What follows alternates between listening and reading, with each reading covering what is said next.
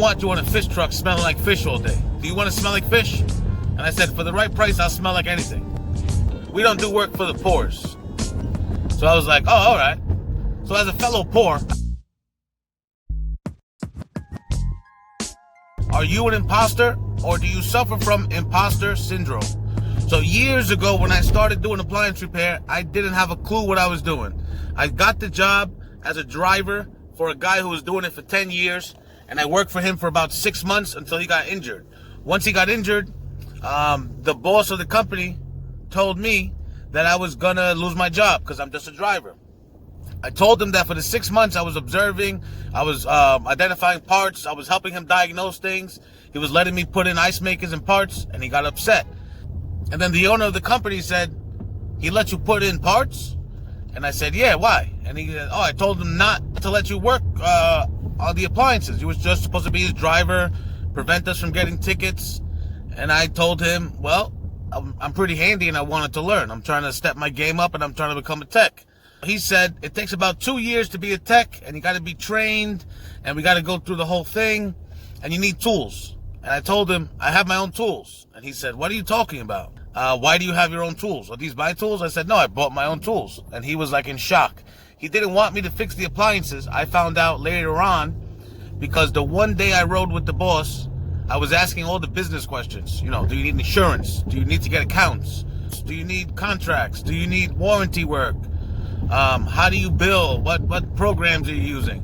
And he told me that day, he said, you're here to fix appliances. What are you trying to open up your own business? And I said, no, I'm just curious. I like to, learn as much as I can. So I'm just observing. You have a good business here. I was just curious as to how you run it. After that conversation, I heard that he went around to some of the master techs and told them, listen, that Felix guy, you got to be careful. I think he wants to open up his own Fix Felix appliance, and he wants to go ahead and take my customers. And I was only an appliance man for driver, again, for like 3 months at this point. So he had no interest in training me at all. He was actually, for some reason, scared. And I guess it's because he must have been a fortune teller, because eventually I became an appliance repairman, and then I eventually started my own business. And I didn't steal his customers, but some of his customers started calling me directly. And at first I would turn them away, and they were literally begging me because they couldn't stand the guy. Now, he is a very abrasive kind of guy, and I get it. He runs a business. He's got about 10 techs. A lot of them are, let's just say I don't want to say anything bad about anybody. But the thing is that it's very stressful to run a big business like that, and I don't blame the guy. But he's very, very paranoid. So if you've seen this, what's going on, buddy?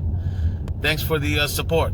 Anyway, I'm just going to get into real quick why I left that company. I found an ad on Craigslist that was for a different company in the Bronx.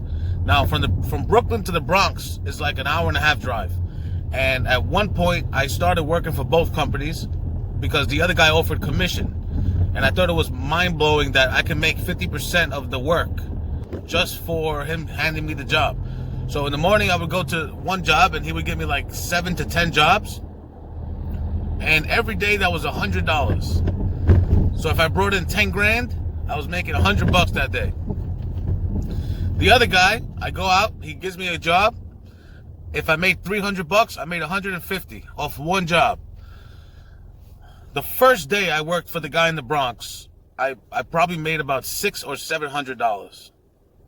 And that was a week's pay on 3 calls for one dude.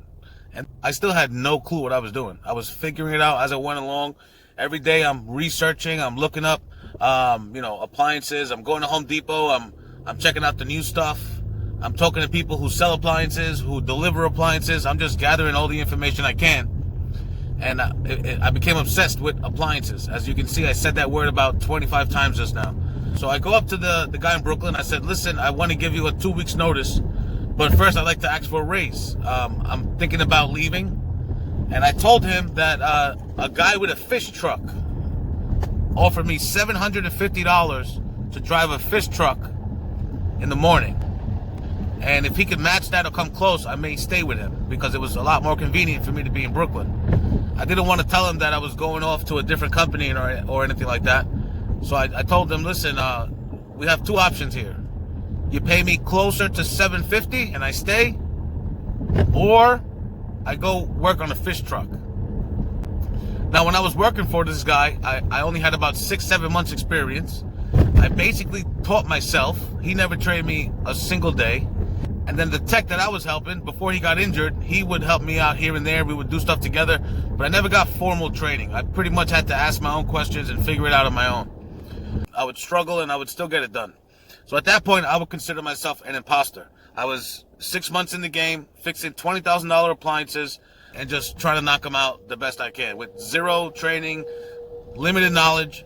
So I go to the boss and I told him I want a raise. He says, "Oh, I can't do that right now. Things are tight." He says, let me sleep on it. The next day I go to work. I said, "Hey, good morning. Where are we? What about this raise?" And he goes, "Yeah, I thought about it, and I really, really want to keep you. And I don't want you on a fish truck smelling like fish all day. Do you want to smell like fish?" And I said, "For the right price, I'll smell like anything." So then he goes, "I could do $50 more." And I lit up. I said, $50 a day? He goes, No. $50 for the week. And I was dumbfounded. In my head, I'm like, I'm not even giving him the 2 weeks. I'm leaving tomorrow. I was like, $50. I was like, can you do $100 at the end of the week? We'll call it an even 600. So he wanted to bump me from 500 to 550. So I said, so $10 a day.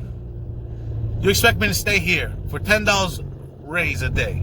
There, I told him at the end of the day, I'll just turn in your truck and, we go our separate ways. I can't stay here for $10. I said, reconsider a bigger raise and I'll stay. So at the end of the day, I turn in the truck. I go home. Now I'm in my little car and I'm driving to the Bronx every day. I'm still an imposter. I got a 2008 Nissan Altima with stickers on the back, like a Jordan sticker and a Star Wars sticker and a Wu-Tang Clan sticker, and I'm driving around fixing appliances in Manhattan. At this point, I have, let's say, about 8 months experience. Let's just say I had negative money. So I started on my own with negative money. So I was making $500 a week for like 6 months. It started off at $400, went up to $500. I'm not very good with money, and I wasn't at the time. I was a lot worse with money. That $500 was gone before I even got the envelope. So I go out and I'm in the Bronx. I got about $30 in my pocket, and my debit card is like negative $600 something. I'm just overdraft. I didn't even know you could overdraft that much. I call him. I go, "You got any more work?" And he says, "Well, right now we're going to be closed for 1 week. I'm going on vacation, and the secretary's really sick." So I'm sitting there, and I'm like, "You're going to be closed for a week?" And he goes, Yeah, we'll be back. Hopefully, I'm going to Jamaica. We'll be back maybe in a week. I'm not even sure. So now I'm shitting in my pants because I quit my job. I'm driving to the Bronx. I can't even get paid for these 3 jobs because he's going away for a week and there's no more work. So I hurry over to the Bronx. He tells me he can't make me a check yet because the stuff is not ready. I said, I need an advance to hold me off for this week. I mean, we have to do something. I can't just not work now. I quit my job and I'm working here. And you don't have work for a whole week? So he said, I'll see what I can do. Guys, I'm interrupting this rant to bring you our sponsor, Fix It Felix Appliance Repair. If you're in New York and you need help with your appliances, or you're looking for a job, or you're looking for something to do, and you want to learn, or you want to film me do my repairs, reach out to me. If you're able to find me, it shouldn't be that hard. You got the job, most likely. We'll talk about it. So reach out. At this point in the video, the footage got all mixed up. If you're still watching at this point, thanks for watching. I mean, this video is way too long of a rant and had nothing to do with the imposter syndrome. There's little tidbits here and there. But the other sponsor for today is Work For Yourself. If you're scared about doing it, I went out there with negative money. I quit my job and I lost everything. I had nothing to lose. So I just went out there and just figured it out. And I'm here today. I don't know if I could do that today. But as I told the story, I started getting like flashbacks and saying, I can't believe I did this. And look where I'm at now. I'm not in the best place, but I'm way better than when I started. So if you want to work for yourself and you're scared to do it, it's really, really hard. I don't really have good advice for you. Just stick with something and follow it through. And you'll be surprised where you end up in 5 years, 6 years. And you'll probably thank yourself later. And there you go. So thanks for watching. There's a little bit more of this video. And just leave some comments, likes, Let me know if you have some suggestions. Should I make the videos shorter, longer? I'm pretty new at this. Just let me know what you guys want to see for the 4 or 5 people who actually got to this point. So thank you, and have a great day. And the rest of the video has some tidbits here and there, so enjoy watching. Thanks. I'm just holding on tight. And a couple people called me saying that the old boss is getting these calls that they're asking for me, and that he's really pissed off because I'm stealing customers. And I never took a single customer from him. One time, there was a guy that only had like $300 on him, supposedly. Meanwhile, we're in Soho or Tribeca in a multi-million-dollar studio, and he's like, I rent, and I haven't paid rent in a couple months, and my fridge is making all this noise. I only have $300. I don't want to tell the landlord. Can you take care of this for me? I'll give you $300. So I called the boss and I told him, I said, listen, this guy wants the job for $300. And he tells me, no, get out of there. We don't do work for the poors. So I was like, oh, all right. So as a fellow poor, I felt really bad for this guy. And I told him, listen, I can't give you the receipt. I can't do anything, but I'll take care of this for you. You don't have to give me the 300. You know, we'll work something out. So I took care of the job for him, and he gave me $150 cash. I was always terrified that I was going to get caught. I thought it was wrong. And if I have an agreement with somebody, I try to just keep up my end of the agreement. Now, that was towards the end of my career with the first company. And what happens? That guy calls the company and says, I need Felix to come back. He did a job for me, and I need him to do something else. But I wasn't working there anymore. So the boss heard of this, and he starts flipping out. He calls me and tells me that he wants to sue me, that he wants me to sign a non-compete, that do I know that I can go to jail for stealing customers? He just tried to threaten me, and I flipped out on him, and I said, listen, bro, you were paying me $500 off the books, and, you know, you're the fucking cheapo, so, you know, go F yourself. I never took a single customer from you, but this guy took all his stress and put it on me.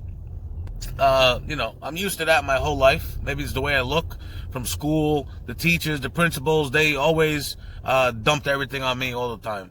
So, whatever, I'm used to it. I told them, you know, go yourself, and, you know, I'm gone. Don't worry about me anymore. So this video was supposed to be about an imposter. What's an imposter? So now it took me about, I would say, 5 years before I got a hang of this repair business. Right now, if somebody called me halfway across the world with half an accent and said my fridge is doing this or my fridge is doing that, I could probably walk them through it on the phone or send pictures with like little arrows, and like I could nail it now. So I don't feel like an imposter anymore, but for the longest time I was unsure of myself, and I didn't know if what I was doing was correct, if I was going to have to go back and see what's going on. Even though I was getting paid by the day, I took this opportunity as like as college. I was like, listen, I'm getting paid to learn this trade. This is the best case scenario.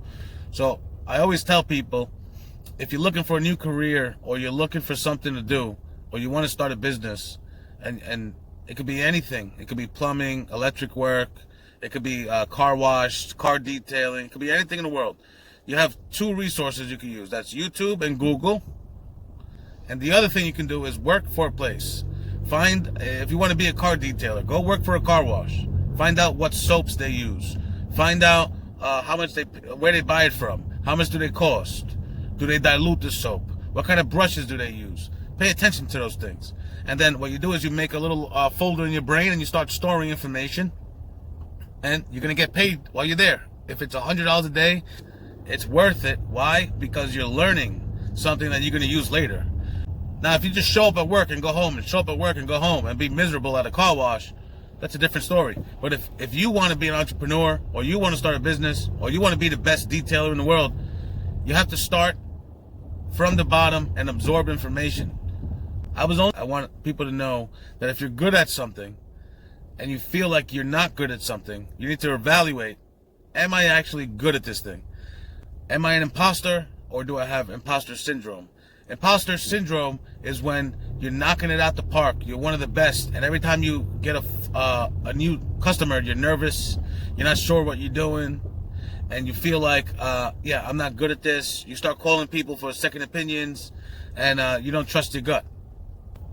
I have a friend. He's a new technician. He came to me with a couple questions, and that's when I actually realized recently that I knew what I was doing. And I gave him like the 3 places to check and what to do. And if this doesn't work, do this. And if that doesn't work, do this. And if none of those work, tell the customer they have to buy a new machine because the thing they need has been discontinued for 5 years. And all that came out of my head in like 2 seconds.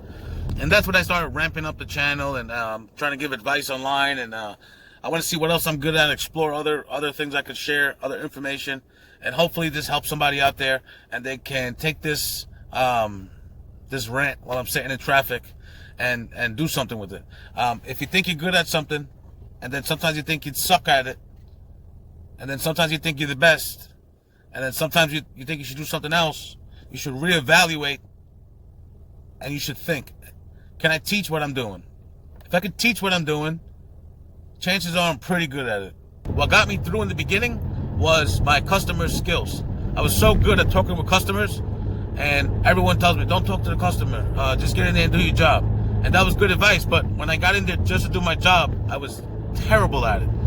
But the customer service is really what had I was hypnotizing the customer, and the customer was like, oh, all right, he's a nice guy. I guess whatever he's doing is fine with me. I'll take it.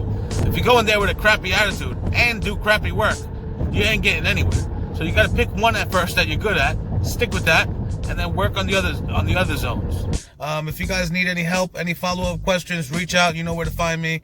Thank you for watching. I really appreciate it. Have a good day, and remember to start a YouTube channel, go work for yourself, or just be happy with what you're doing. All right, so reach out, and I'm always here. Drop a like and subscribe, all those YouTube things. Take it easy. Bye-bye.